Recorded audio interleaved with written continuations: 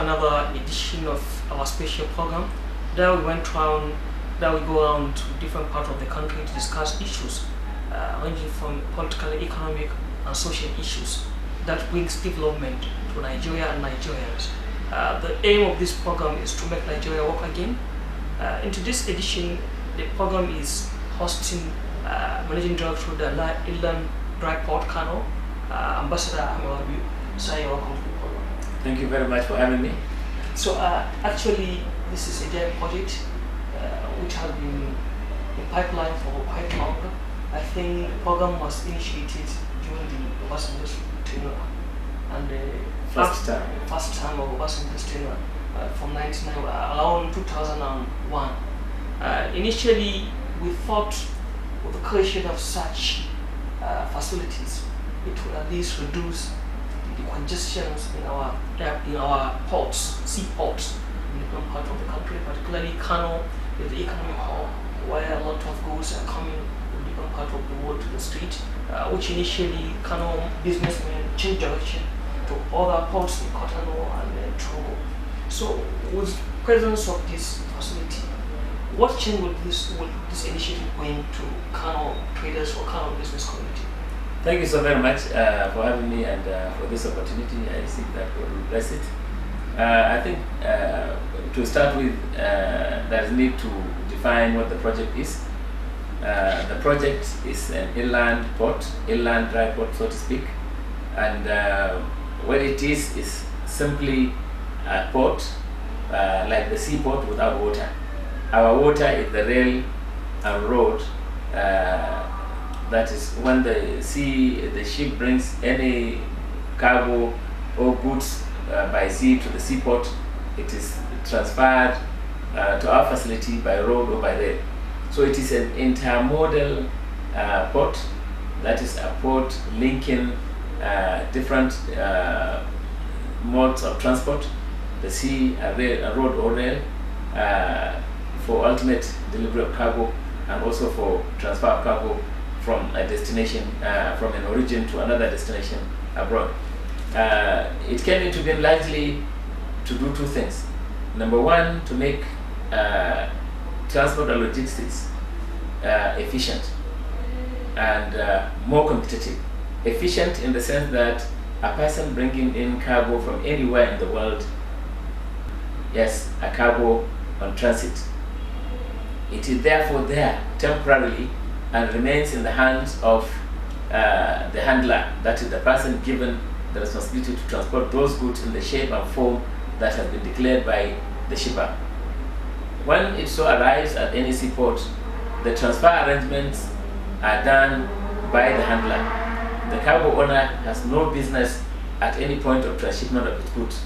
It's the handler, that is the carrier, that is doing all those on behalf of the person that hired the services for the handler to carry the cargo from a point of origin to an ultimate point of destination. It saves a lot of time and energy and costs of the owner, ultimate owner that is, and also reduces congestion at point of arrival at seaports. Every ship that comes in carries cargo with about up to 30,000 metric tons in weight and up to 40,000 metric tons depending on the size of the vessel. If it is taking 30,000 metric tons, the average weight of a container is 30 tons. We are therefore expecting about 1,000 containers. If all the 1,000 containers are offloaded in a particular seaport, that means it will require 1,000 trucks to take it outside. And it means if one ship comes in and offloads 1,000 containers, another ship may come and offload another 1,000, and you can see ships coming in all the time. In whichever form, the fact is it will lead to congestion. Only recently we have read and we have seen physically, because we have been to Apapa and Tinkan port, there was humongous gridlock at the sea, at the two ports in Lagos. Humongous gridlock, because there were too much movement of trucks into the port. Regrettably, the rail that could have complemented the transfer of goods from the port is only connected to Apapa port, and is also not able to provide enough number of locomotives and flatbeds to transfer the containers, and also because the inland ports are not in existence yet, so that there could be able to be a point of final transfer to final destination, which means if when we begin operations, all cargo meant for Kano and our neighboring states and even neighboring countries, upon arrival at the seaport, will be transferred immediately to our facility through the rail and through barges. Barges are those flatbeds that are like ferries inside the water. When the ship is offloaded, rather than offload into the port, it will offload on the barges. And the barges carry average of some of them 100, some 50, some 200 containers. Through the barges, they will now move through the sea, siding, or to a place that is a terminal where the cargo will be transferred by trucks to other parts of the country, thereby taking congestion away from the seaport. So the twin objectives is that there will be efficiency, there will be reduction in cost, and therefore once there is efficiency and costs are reduced, the economy becomes itself more competitive. This is essentially what the port is, and then of course it came into being as a policy during the first term of President Olusegun Obasanjo in year 2002. That's the time when it was first approved by the Federal Executive Council.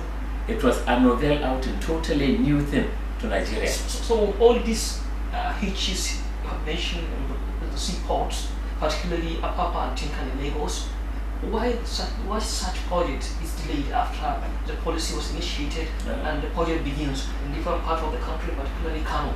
Thank you so very much. Actually, it was us in Kano that started the movement seeking the establishment of the inland dry port.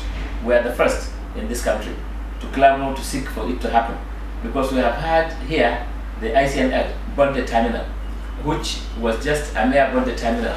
It was Anaiba is a different one. They just came in with the one at the railway. That one came into being since about 1978 by the Dempster and Dantata organizations, and regrettably it was a bonded terminal, so it was not an ultimate destination.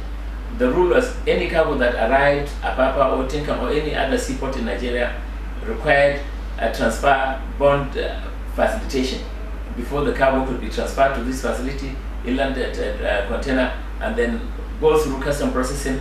And at one time there was fraud, because there were similar bonded terminals around Lagos, and there was some fraud in sometimes 1980, 84. There were a lot of challenges during those periods. Up to 1990 there were so many challenges, and at different times there were changes in policies. When some containers leave the seaport to go to the bonded terminals, rather than go to the bonded terminal, there used to be revenue leakages. Then the cargo owner, there's collaboration and fraud, and therefore they leave the seaport before payment of duty, and they don't go to any bonded terminal. Government loses the entire revenue. So because of that, what happened was a policy came in and said, until you pay import duty and customs release it, you cannot take the cargo to those bonded terminals out of the port. Now because of that, there was the bonded terminal became useless. We realized that what we needed was inland port like our own. So we started clamoring for it. And therefore, being the first to clamor for it, the nation never had an inland port before. All it had was that bonded terminal.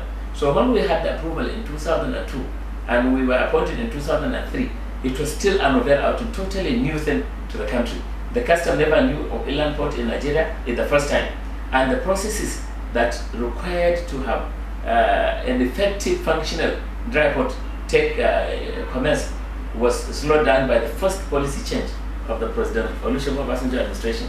In 2003, we were appointed as concessionaires on a turnkey basis, where government was going to build and equip, and we were simply going to man and manage, and then return the facility to the government on a concession. That was the concession in 2003. But President Obasanjo said, I am privatizing other things, other businesses. Why should the federal government again put cash into any other project? He said, no, the appointed concessionaires should now come and build, equip, man and manage under the BOOT, build, own, operate and transfer. So new concession was brought in, and by 2006 that is the concession we signed. So you did not delay the establishment? That is exactly what delayed us. That's the first delay by the President Olusegun Obasanjo administration. When in 2003 they said It was turnkey, government was going to build quick, and you appointed concessionaires will just man and manage, and then render returns to government at return, and then subject to renewal because the concession had a period. But then the president said, look, I am spending money, I am privatizing, I'm not going to spend any more money. So he did that, and then of course it was three complete years before we could sign a revised concession agreement that required us, under the build, own, operate and transfer, it required us to build, equip, man and manage under that scheme. And so when we signed, we were supposed to have been declared by the government as a port of origin and destination and be gazetted as such. But regrettably, that did not happen. The Obasanjo administration exited in 2007, and after it exited, there were changes in the Ministry of Transport, there were changes in the coordinating agency of the federal government, Nigerian Express Council. There were so many changes. So because it was totally not there, whoever came at that time was meeting ex-works, things that were not completed. So when a new minister comes for transport, he will... And the tradition of our government is not, continuation is not in our policy. It is in the policy, but when everybody comes... It is not in our tradition. It is not in our tradition. When any new minister comes, he has to study, they have to give report, then he has to meet, he has to understand, and he also has people at his own gate who are gatekeepers that must see that this project, what is there. So at the end of it, what we have suffered was different interests, different challenges came in, and the project continued to suffer different bottlenecks, and was therefore slowed down significantly. So after all the hustles and hitches, now down the line, recently the present administration have shown a commitment by reviewing the policy, reviewing the contracts. I know because I've been following the process, and the Minister of Transportation was here in Kano. So after that, what is now the situation, and how far so far you have gone in terms of providing all the necessary facilities? And I'm very sure Kano State government is committing a lot of resources toward achieving this dream. Thank you so very much. I think key and important to appreciate at this point is, I have mentioned that there was issue of policy inconsistency, and there was the issue also of a very high turnover of in the Ministry of Transportation, and also at the coordinating agency of the government, Nigerian Express Council. We suffered a lot in terms of delays, and sometimes, because there were times when we would write a letter and follow it up for 6 months and almost for a year before we get a response either from the ministry or from the coordinating agency. To the glory of God, the first positive change that happened to us was that in the Nigerian Express Council, a person who had been a friend and associate, who had been in the Nigerian Express Council when the project was gaining currency, was starting.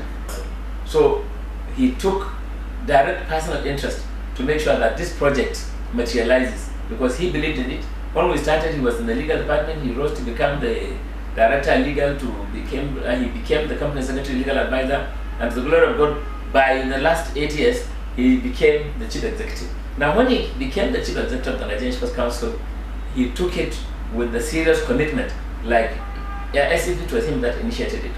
And every step on the way, he made sure he made efforts towards the actualization. And to the glory of God again, the President Muhammad Buhari administration came in and appointed a Minister for Transportation who has had interest in transport matters, Right Honorable Chibuike Amechi. He came in, even while he served as governor, he showed his commitment by his city rail project of really appreciation of what the transport sector needs. So when he came in as minister, he also took direct interest to make sure that the project materializes.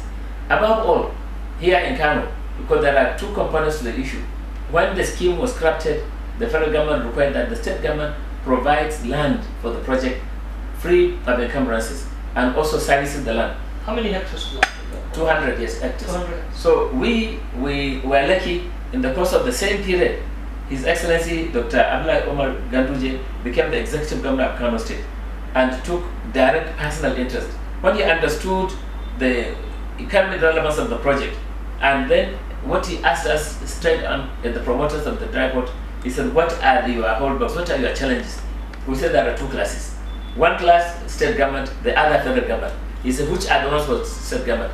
We said, what you are required to do was to provide service land free of encumbrances to the federal government. He said, we have provided the land. We said, no, serviced land. What's It needs critical infrastructure. Any land that you cannot access, that does not have water and electricity, is not serviced. So he appreciated that, okay, these are the things. He said, take it as done. Kano State government will do that at once. And he did not make a promise just to say we are going to do it. No. He set out and started doing it at once. Gave out executive order. He gave out the contract and followed up to make sure it was executed in order for the project to materialize. And then the second, he said, federal government, what are it? What are the issues? We said the issues were federal government upon signing the concession, which we did in 2006. They were supposed to have declared us as a port of origin and destination. Very good. Just last few days, we received the French ambassador, the ambassador of France to Nigeria. We had a very good interaction with him, and you heard what he said in your media, that he has seen that wherever there is a will, there is a way. That what he has seen in Kano, and particularly at the Aladra port, impressed him, and that he was going to carry that message to the business community in France and tell them that not that he had, but he has seen and touched. Therefore, there is good business opportunity in Kano. And you see, I emphasized 2 or 3 points. I said Kano people are hospitable, most friendly people, most attractive environment is Kano for so many reasons. And peace. Yeah, there is the most peaceful, and we have a governor committed, and that is why the governor at one time earned an award from his colleagues as the most security conscious governor. To the glory of God, we have been blessed. Kano has continued to be the most cosmopolitan city in this country. Perhaps we are only shoulders with Lagos, but in other respects, of course, we are more popular, more populous. We are more people than Lagos. In terms of population, we are more than Lagos, slightly. In reality, we are about to, because the economy of Lagos cannot be compared with the Kano. But we start developing with hope. What is key and important is what is Lagos pride? What is the pride of Lagos? Tell me. The pride of Lagos. If you remove Alipa Nongoti, Ahmad Rab'iu, Muhammad Ndimi, and you remove people also like T.Y. Nanjima, I always count him as a Kano person because I know a long association with him. Not Taraba. Forget that Taraba is that is indigenous. He's an indigenous of Taraba, but he's a Kano man. So we have so much in terms of contribution to the economy of Lagos. I understand that. So what we are talking about is, when we are talking of GDP, Lagos is about number 5 in the entire. If you take Lagos alone, it is about number 5 economy in the entire African continent. But the fact is, Kano has its own endowment that not necessarily in the weight of the economy. What is key and attractive is the major opportunities for business, for you to come in and settle and make money. There are other cities in the world that are so high in terms of weight of economy. So if I can address it more pointedly, there were times due to what President Muhammad Buhari has been fighting, corruption. People abandoned Nigerian ports and were using the miniature port at Benin Republic, the Cotonou. We made a lot of efforts and educated quite a number of shippers that, look, deal in business through your own country's seaports that are big.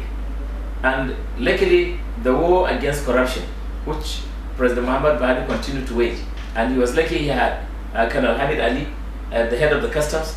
A lot has improved, and by virtue of that improvement, we have quite a lot of cargo now being channeled through our country. But is that corruption issue stopped? It is no longer being done with impunity.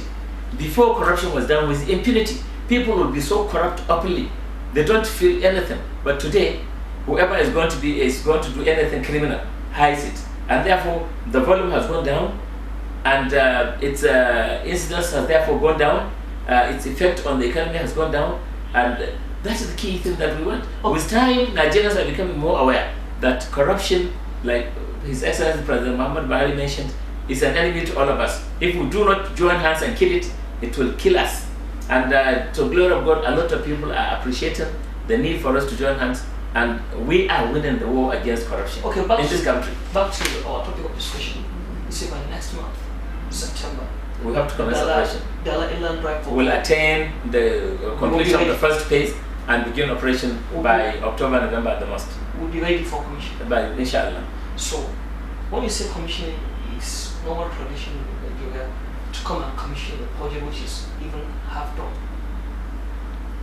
Well, if you have been to our project, you would have seen that the major thing we are waiting for now is to secure the gate, and you will see the gate has reached about 45% to 50% now. In the next few days, 10 days at the most, the gate will be done. Once the gate is done, our stacking area is going to be also ready in the next about 2 weeks at the most, and our warehouse is going to come up in about 1 month, the way it is going. And we have already done some container offices in the buffer zone of the stacking area, which is the heart of the entire project. Those container offices will house all the operation staffs, from the customs to NAFDAC to name them. They will all be housed there, and therefore the administrative building that is under construction there, which is almost is being roofed now, that may take us till about the first quarter of next year to really be fully set for convenient occupation, can take its time to that time. But these buffer containers are already ready. Everything is there. As you get into them, you see that they are fully set, furnished, everything. We are talking of a deadline for the commissioning. We are hopeful, as I mentioned, commencing operations in the months of October and November. Before the end of the year, we are very hopeful and confident that cargo will begin to move in and out, import and export. So beside all the strategies you have and mobilizing different customers or different clients, at the same time, let's look at the employment part of the facility. Like how many people will you be able to employ through this drive? Yeah, direct employment in the port will just be numbers of 200, 300 at the most. But indirect employment, if you like, 30 million. Because by the time we do commence operations, and the project is in two components. That the dry port, which is just about 35 hectares, and the special economic zone about 165 hectares. The two make the 200 hectares that has been set aside for the project and that has been in our custody for the last almost 2 decades. Now, the export business, whatever one is exporting, from what is the cultivation to the transportation to the processing, is going to be humongous indirect employment. And a lot of lives will be touched by the opportunities that will be created for economic development. So let's draw the question of the problem, but before then, what is your message to Kano business community as a primary clients? To the Kano business community, we are known to be resilient, very hardworking, very honest, very welcoming, enterprising. We are just the best people. And not because I belong to the Kano business community, but whoever comes to Kano knows that the Kano business community is a very dynamic business community, very welcoming to all those who come to do business, very honest and very supportive. Whoever comes in with some challenges, we are team players and we support the weakest link of the team, and we're able to exploit the benefits of coming as a team. So wake up now, don't be left behind, come in and see what Dala has to offer in terms of opportunity for export, handling facilitation, or for your import, or for, of course, processing the export, because we have facilities through the special economic zone for you to acquire what you need in terms of space in order to process your export, and for you also to know that there are demands for X, Y, Z products across the globe, and be able to position yourself to key into the global market. To the Kano State Government, we must appreciate him. He gave life to a business, to a project that is going to help the Kano economy and that had suffered great setback. He has done what Kano State Government ought to do, and he has also made commitment and is clearly leading us towards getting the federal government to act rightly. We always like to refer to President Muhammad Buhari's Executive Order No. 1, where all the delays from federal agencies are deemed obliged, where a person who seeks any license or approval, having met those terms and conditions, if there is any untold delay to a certain period as given by the presidential order, the declaration or the approval is deemed given. We're happy with that, and we're happy now we have also a minister that has shown clear commitment. We have also got the Nigerian First Council has already driven the project to success, and I must say also to those who have joined us as partners in this project that we appreciate their coming in with humongous capital. For what is left is for those who will make the day come up, understand where we're heading to, key in and exploit the benefits at the right time. Don't wait until the spaces are taken. Don't wait until other people have got the benefits and you have already suffered and burnt your fingers by bringing your cargo through other channels. Bring your cargo through us when the time comes, and I trust you will celebrate that you did. Thank you very much, and I understand we are very lucky even to acquire an advert through this interview. It means our pocket will be heavy. Thank you so very much, and I must appreciate your outfit also, and to say that your trend of questions are very impressive. Journalists are supposed to really be representative of the community, and that's why it's recognized that anytime you are confronted by a journalist with any questions, it's not his personal opinion, but gauging what the community needs to know based on what he has heard from the community, the feel of the community. And you seem to have a very good feel of the business and the trend of the economy, and I thank you very much and wish you luck. May your outfit grow to greater heights, and may this inland port also grant us the economic prosperity that we seek of it. Thank you very much, Honorable Ahmad Rab'iu, former Commissioner, Kano Minister of Commerce, former President, Kano Chamber of Commerce, MD, the inland port, former. So, on behalf of all my crew and the host or the guest, I'm Abba Misali saying goodbye for now.